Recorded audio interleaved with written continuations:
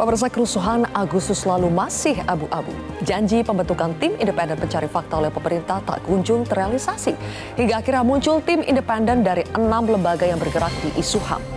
Apakah fakta di balik kekerasan dan kerusuhan Agustus Kelabu akan terang benderang? Inilah kontroversi selengkapnya, cari kebenaran Agustus Kelabu. Bersama saya, Zilvia Iskandar.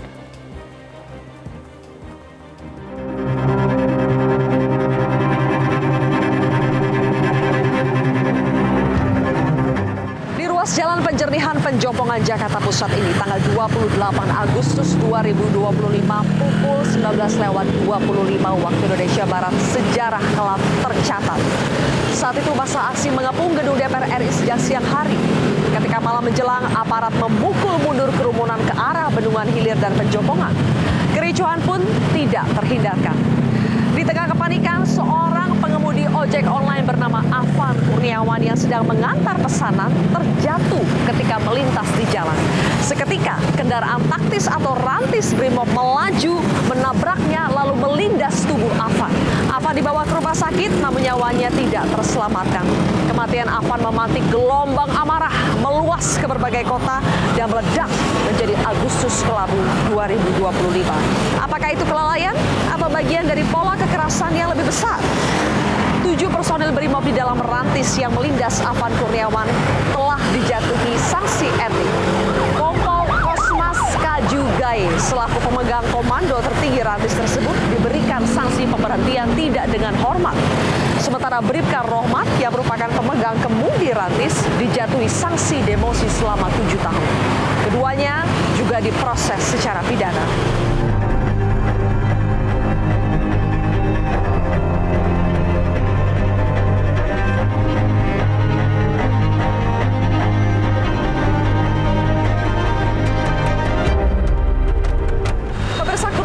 Ojek online ini adalah simbol Afan yang gugur di jalan. Tewasnya Afan memicu rentetan tragedi. Sedikitnya 10 orang meninggal dunia dan ratusan luka-luka.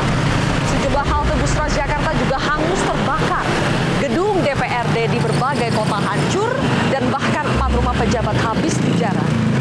Di balik kerusakan itu, publik bertanya, mengapa rumah pejabat bisa dijarah bahkan sampai lebih dari sekali dalam sehari? Apakah kerusuhan ini spontan atau ada komando yang terstruktur dan tim lapangan yang terorganisir? Siapa sang dalang? Sudahkah ia ditangkap?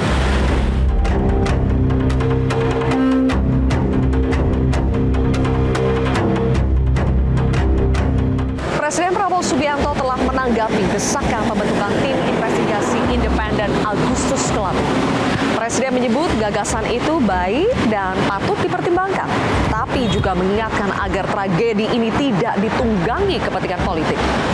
Dari kabinetnya, Menteri Koordinator Bidang Hukum, HAM, Imigrasi, dan Pemasyarakatan Yusril Izzah Mahendra menghargai inisiatif dari 6 lembaga negara yang membentuk tim independen pencari fakta dugaan kekerasan yang terjadi dalam gelombang demonstrasi akhir Agustus lalu.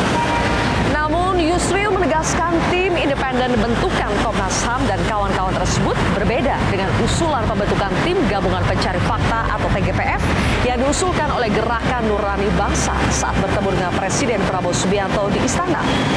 Pembentukan TGPF harus melalui keputusan Presiden atau Kepres. Publik menunggu langkah konkret Presiden untuk membentuk tim independen yang akan membongkar fakta dugaan kekerasan aparat, sekaligus membongkar siapa dalang yang hendak melakukan makar dan terorisme.